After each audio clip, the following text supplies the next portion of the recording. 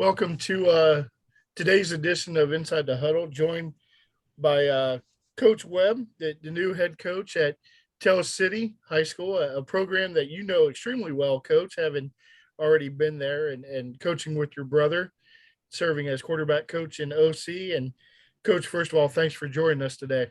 Yeah, thanks for having me. Coach, we were talking a little bit right before we came on, and you were an accomplished player at South Spencer and then at Kentucky Wesleyan. And one thing that I took away from our conversation was you run a lot of different offenses, and from the spread to triple option to just about everything in between. One as a quarterback, both on the high school and the college level, and then as a OC most recently at Tell City.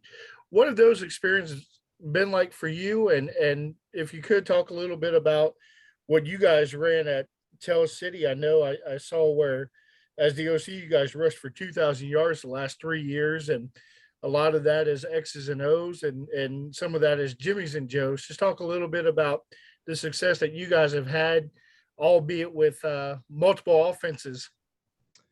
Yeah, I think me playing and coaching in several different offenses over the last several years, it makes me very diverse.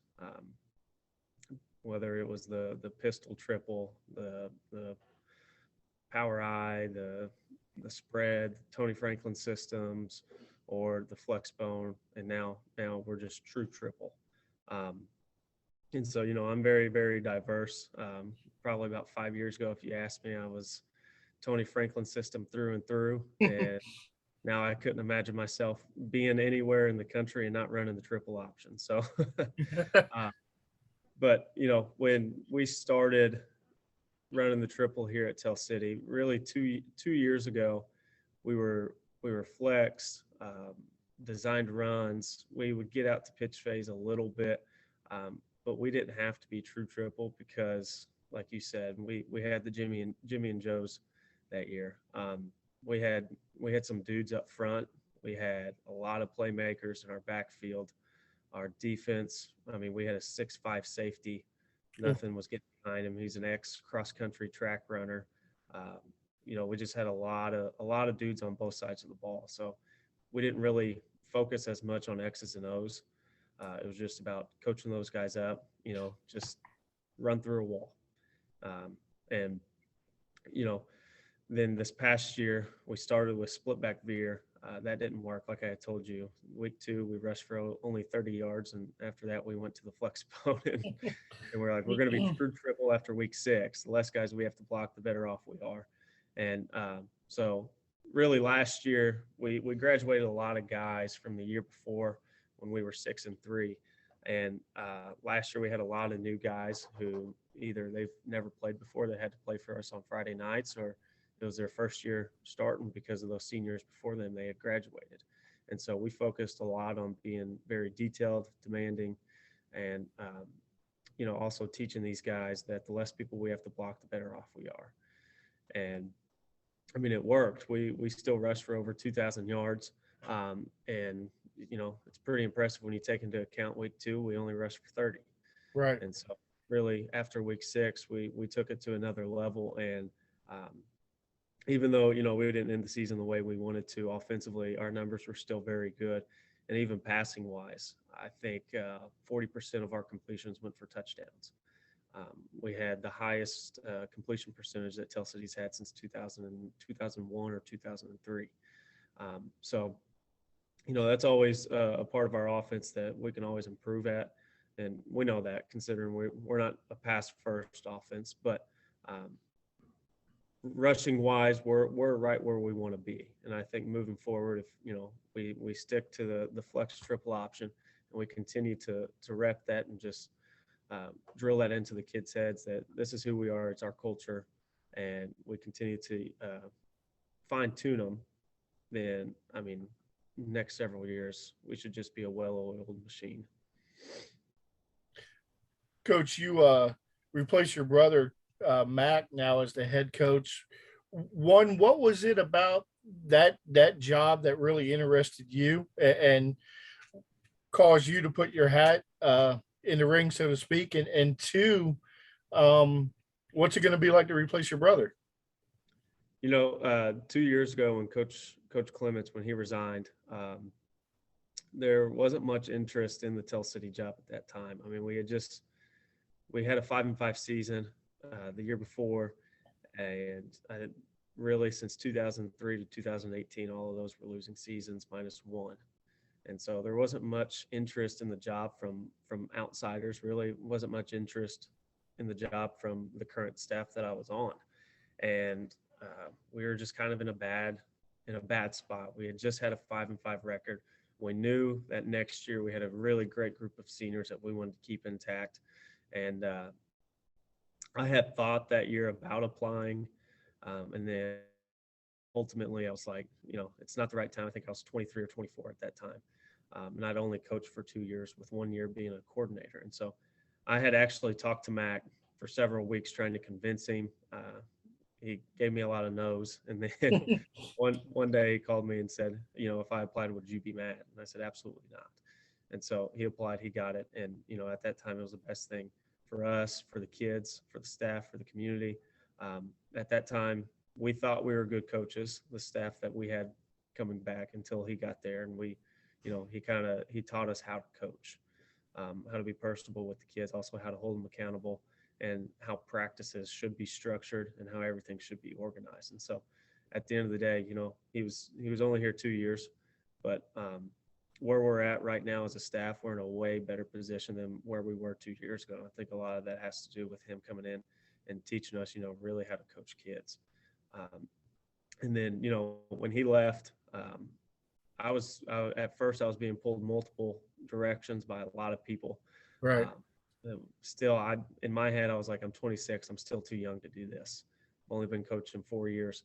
And I had actually called my college coach, Holtzclaw, and he asked me first thing, he was like, how long have you been a coordinator? And I said, well, 3 years now. He said, then you're ready. He was like, age doesn't matter. And then I talked to some other neighboring head coaches in Southern Indiana, and they basically told me the same thing. Age doesn't matter. Doesn't matter at all. So I knew if I was going to do this, I was going to go all out to get it. And I really kind of had to sit back and reflect, where do I see myself 5 to 10 years from now? Because I wanted to put the program first. And I think where we're at as a program, we need somebody who's going to stay here for at least longer than 5 years, because they've never had continuity like that. And so I really had to sit back and reflect, and, I couldn't see myself within the next 5 to 10 years, or really even after that, leaving Tell City. I consider myself to be a Tell City lifer. And so I'm really crossing my fingers and praying that this works out.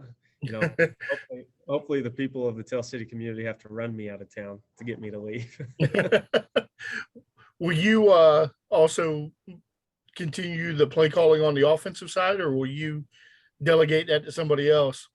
That was also a big question I had for our athletic director, Andy Bruner, because when Matt came in, that was really the first head coach that we had that they were just a manager. They didn't coach a position. And, he still had his hat in on play calling. Me and him, we kind of co-coordinated the offense together. And so, I still want to call plays, and I'm hoping, within a few years that I can delegate that off to somebody else and kind of take a step back and, just see what other teams are giving us and focus more on halftime adjustments. We're joined today with Coach Webb, the new head football coach at Tell City High School. And Coach, finally, who are some guys coming back that we should keep an eye out for? So on both sides of the ball, we have 17 returning starters. We have a great group of incoming seniors, starting with our starting quarterback, Tice DuPont. He took over week 1 as the starter because of contact tracing, and he had a heck of a game. And, he's a very big, strong, physical kid who loves to run the ball. He can also throw when he's asked to. And then right behind him at fullback is Trent Kale. He's very, very strong kid. he actually, his first 2 years of high school football had tore his ACL. And so we kept him healthy all last year. And he ended up being all conference honorable mention for us at running back in a conference that had several good running backs. And then we return our entire offensive line. And, those guys are Evan Newman, Nathan Hoskinson, Cole Stiff, Alex Stiff, and JC Buckendahl. And then right behind those guys, we have a great group of incoming sophomores and even juniors. Some guys who we had to keep off the field on Friday nights last year just because we didn't want 14 and 15-year-olds playing against some 18 and 19-year-olds. And so we've got a great group of underclassmen, sophomores and juniors that are, they're chomping at the bit to get out there on Friday nights and show what they can, show what they can do. And two names that come to mind are the Terry twins, Noah and Landon Terry. They're probably two of the fastest kids in the area. I'd put them up against anybody. They're also very physical, strong kids. They're good at wrestling. They're going to be some wings for us, as well as Aiden Farrand. And then on the defensive side of the ball, all those guys that I just mentioned, all of them basically play defense as well. But at cornerback, we have Kelby Glenn. He's a very fast kid. So we have some speed in the secondary there. And then up front, we have a 2-year starter, Andrew Persinger. We have an incoming sophomore who actually started last year for us at D-end. His name's Braxton Beaver. And then linebacker-wise, we have Caden Casebolt. He's an incoming junior. Cole Schreiner, incoming sophomore. We got guys all over the board, guys who started last year and guys right behind them that are trying to take their place. And so, as a program, I feel really good about where we are in terms of competing every single day for these kids to earn their stripes. Well, Coach, I thank you for joining us today. I wish you all the best, and we're looking forward to making the short trip down from Indianapolis to Tell City and taking in a game this season. Yeah, thank you guys for having me. I appreciate it. Thank you, Coach. Thanks.